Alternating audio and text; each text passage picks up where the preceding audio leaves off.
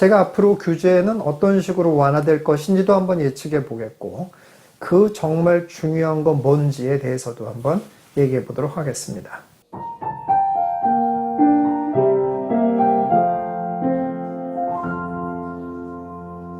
규제 완화는 일단 예측을 해보면 이렇습니다.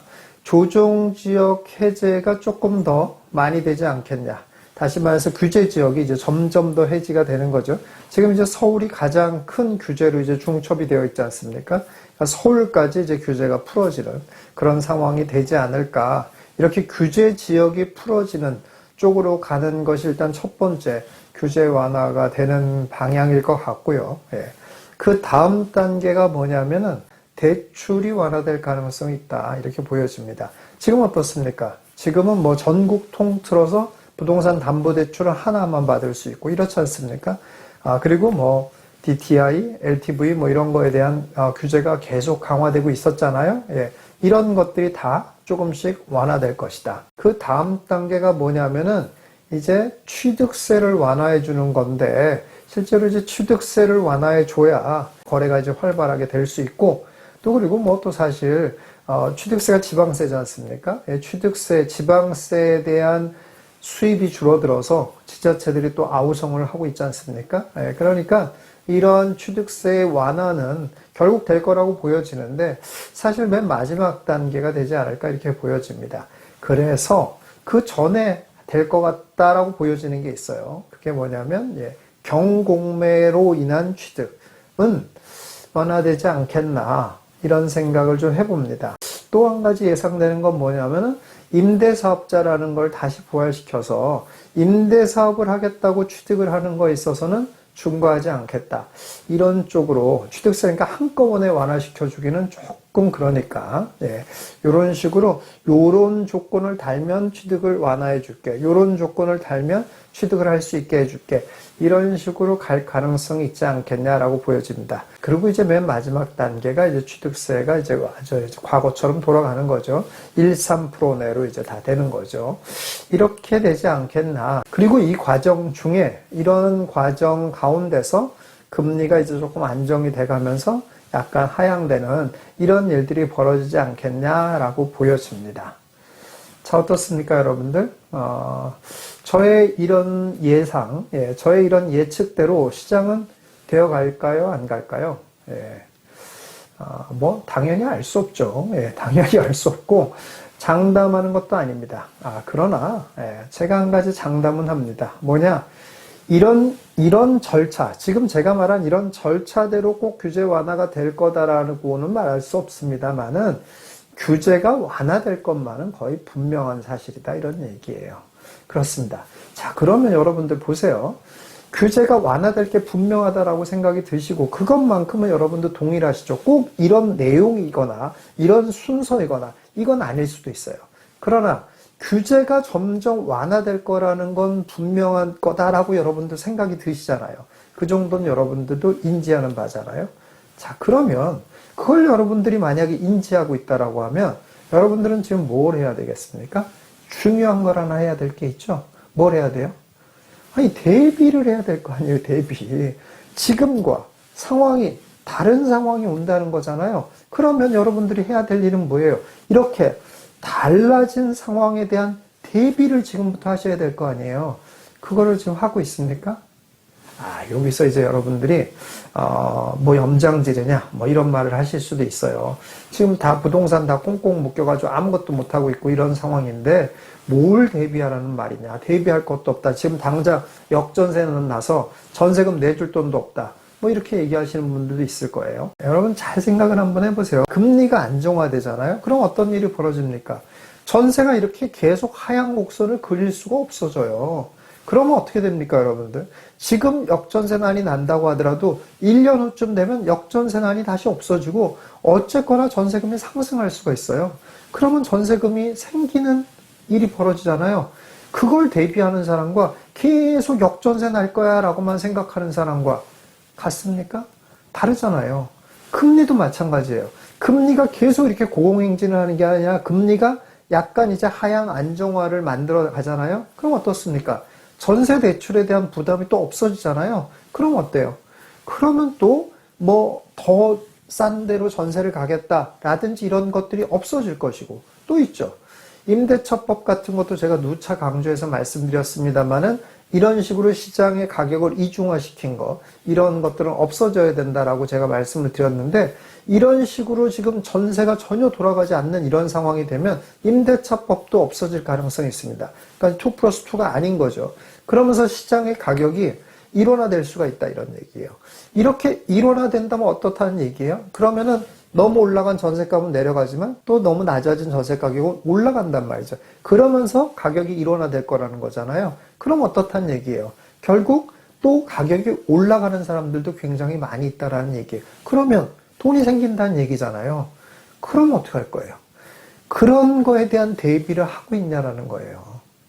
자, 여기서 여러분들 여기까지는 인정을 한다고 쳐요. 아, 그러네. 생각해보니까 그럴 수 있겠네. 그러면은 뭐 계속 돈이 들어가는 이런 상황이 아니라 또 전세금도 나올 수 있고 이런 일도 벌어질 수 있겠구나. 그리고 전세 가격도 떨어지는 게 아니라 올라갈 수도 있고 이런 일이 벌어질 수 있겠구나. 라는 건 인정한단 말이에요. 근데 그렇다고 한들 도대체 뭘 대비하란 말이냐. 이런 생각이 또 드시잖아요. 자, 여기서 여러분들에게 아주 중요한 질문 하나 던져볼게요. 여러분, 불과 이제 작년이었어요. 작년까지의 그 상승장, 수년 동안 이어져 왔던 그 상승장에서 대비를 했던 사람들이 돈을 벌었을까요? 아무 대비를 안 했던 사람들이 돈을 벌었을까요? 정답은 그렇습니다. 대비를 안 한 사람들도 돈을 벌었다예요. 그렇죠? 예, 그렇죠. 제가 대비를 한 사람들만 돈을 벌었다 이렇게 말할 줄 알았죠? 아니죠. 대비를 전혀 안 한 사람들도 그저 그냥 사기만 하면 돈을 벌었다 이런 얘기예요. 그렇죠. 예. 그런 거 여러분들 옆에서 봤죠. 그러니까 대비라는 것 같은 거는 필요가 없는 거죠. 그냥 시장이 좋아지면 좋아지는 대로 빨리 행동을 하면 되고 시장이 나빠지면 나빠지는 거에 맞게 행동을 하면 되는 거지 대비 따위라는 거는 필요가 없다. 이렇게 생각이 드셨죠, 여러분들? 그러나 진실은 전혀 그렇지 않다라는 겁니다. 그거는 저 멀찌감치 보고 있는 사람들 얘기. 예. 그 내부를 잘 들여다보면은 전혀 그렇지 않다는 걸 알 수 있습니다. 자, 무슨 말이냐면 이제 잘 보세요. 이런 것이야말로 정말 여러분들이 어디 가서는 절대 들을 수 없고 절대 배울 수 없는 지식입니다. 자, 대비를 안 한 사람도 어떻게 분위기에 편승해서 부동산을 사기만 하면 돈을 벌었어요. 맞아요. 정말 잘했구나. 내가 정말 이렇게 분위기 편승해서 잘 돈을 벌었구나. 라고 생각할 것 같습니까? 전혀 그렇지 않습니다. 100이면 100 어떤 생각을 하는 줄 아십니까? 100이면 100 그때 그걸 말고 저걸 샀어야 되는데 라고 생각을 합니다. 예. 이게 뭐예요? 이게 대비를 했느냐 안 했느냐의 차이인 거예요. 대비를 한 사람은 그 같은 돈이 있어도 그 시점에 뭐를 사는 것이 더 좋았다는 걸 대비를 안 한 사람보다는 더 잘 알죠. 그러니까 수익을 조금 극대화할 수 있죠. 아니면 최소한 이렇게 레벨이 있단 말이에요. 여러 가지 등급이 있단 말이에요. 그 중에서도 최소한 중상급 이상을 살 수 있었죠. 그러나 대비를 안 한 사람은 오르긴 올랐다고 하더라도 중하급을 산다 이런 얘기예요. 그때 그걸 사지 말고 저걸 샀어야 되는데 그거를 돈을 벌어보니까 알게 된 거예요. 돈을 벌어보니까 내가 조금만 공부했더라면 그게 아니라 저걸 살 수 있었었는데 라고 100이면 100 후회한다 이런 얘기입니다. 여러분 여기서 뭔가 깨달음이 오지 않습니까? 이게 바로 대비인 거예요. 아무 대비도 안 하고 있다가 분위기에 편승해서 덜컥 산 사람 뭘 샀겠습니까? 동네 거 사는 거예요. 그냥 동네 거. 예. 게다가 지금같이 시장이 이렇게 하락하는 그런 모습을 보이지 않습니까? 그러면은 그렇게 분위기에 편승해서 샀던 사람들은 지금은 후회까지 합니다. 내가 사지 말았어야 되는데 라고 생각까지 한다는 거예요. 자, 이래도 대비한 사람과 대비 안 한 사람의 차이가 없습니까? 그렇지 않죠? 자, 여러분 똑같은 일이 벌어집니다. 자, 규제가 풀어져요? 조금 더 풀어져요? 그럼 기회들이 또 생기겠죠? 자, 그럴 때도 아무 대비를 안 하고 있었던 사람과 대비를 한 사람, 이 사람은 보는 눈이 어떻겠습니까? 대비를 하고 있었던 사람들은 더 좋은 걸 산다는 거예요. 대비를 안 하고 있던 사람들은 내 집 주변에 있는 것만 사는 거고요. 이 차이가 어마어마한 차이입니다. 어떤 것들이 가치 있는 투자 자산이고 어떤 것들이 덜 가치 있는 투자 자산이라는 걸 여러분들이 알아두셔야 그런 기회가 오고 그렇게 규제가 풀어지고 하면은 그 여러분들의 한정된 자산을 가지고 선택을 할 수 있어야 될 거 아니에요. 그런 기회가 와도 또 똑같이 그저 우리 동네 것만 사자. 내가 잘 알고 있는 우리 동네 것만 사자. 또 이러실 거예요. 그렇게 되면 또 조금만 분위기가 달라지면 바로 후회하게 된다. 이런 얘기입니다. 자, 여러분들 앞으로 규제가 풀어질 거다라고 여러분들 예상하고 있죠? 예상만 하면 뭐합니까? 예. 그 예상을 진짜 한다는 뜻은 뭐냐면 그걸 예상하고 있으면 당연히 대비를 하셔야 되는 거죠. 그것까지 하는 것이 진짜 예상하는 사람이에요. 그렇죠?